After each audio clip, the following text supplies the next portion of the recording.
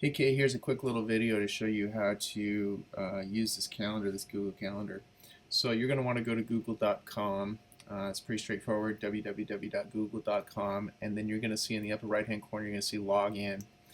And I've already got these Google accounts on my computer, so they show up like this, but the first time you do it, you'll log in and you'll get a screen similar to this.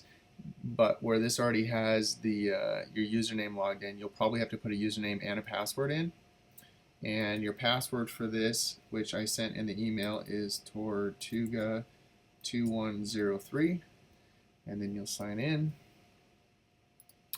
So then you'll come up to this screen. It's kind of a generic screen that loads up. What you want to do is go up here to this corner. You'll see these little squares. Click on there, and you want to go to calendar. Click on the calendar. Okay, now we're in the calendar. You can set what you want to look at here. This is month view. Sorry, I have all these things popping up. And here's your calendar. So it's really pretty straightforward. If you put it in here, it's going to end up on the website. So I put in these couple of dates because I know that when my folks are going and I know when I'm going to be there. But if you want to put in a calendar date, you just click on the day, and I usually just click this little edit event, and here's basically what you put in. So whatever you put in right here, we'll call this test event, is going to be what's going to show up on the calendar. So this is where you would put the render's name, and then the rest of this is all pretty straightforward. You can pick your dates here. So if they were going to go on the 5th and come back on the 9th, or I'm sorry, they're going on the 9th, and they'll come back on the 12th, this little test date. The rest of this stuff you can pretty much leave however you want. However, this description, if you want, you can type in notes here, like 3 weeks used by Jay and Jean's cents. Whatever you want to put in there. Just as those are notes for you, nobody else is going to see it.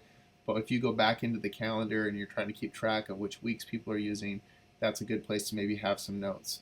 The rest of this stuff is all just default settings. You don't have to worry about it. You click save, and here's your event right here, these 4 days. And it's pretty much that straightforward. Once it's in there, you can modify it by clicking on it and just say click edit event, and you can go in and change anything you need to change.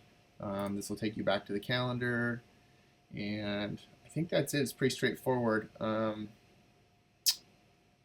I've put all the holidays in on this Tortuga bookings calendar right here, so that people will be able to see those on the calendar as well. They go out about a year. In a year I can update it and put more in, but I have to do them one at a time, so I only did about a year's worth. Anyway, these are just different views if you want to see it by the day, the week, the month. I think the month is probably the best way to look at it for you. You can scroll through the months right here, kind of go through and see what months are in there. And then what happens is once you do this, then our website will update every once in a while. It'll pull all the information from this, and then it'll be current on the calendar that we set up there. So everybody will be able to kind of see what the current status is of the calendar online, our owners and possible renters, which hopefully will be helpful. All right, that's all I got. If you have questions, shoot me an email, and we'll talk to you soon. Thanks.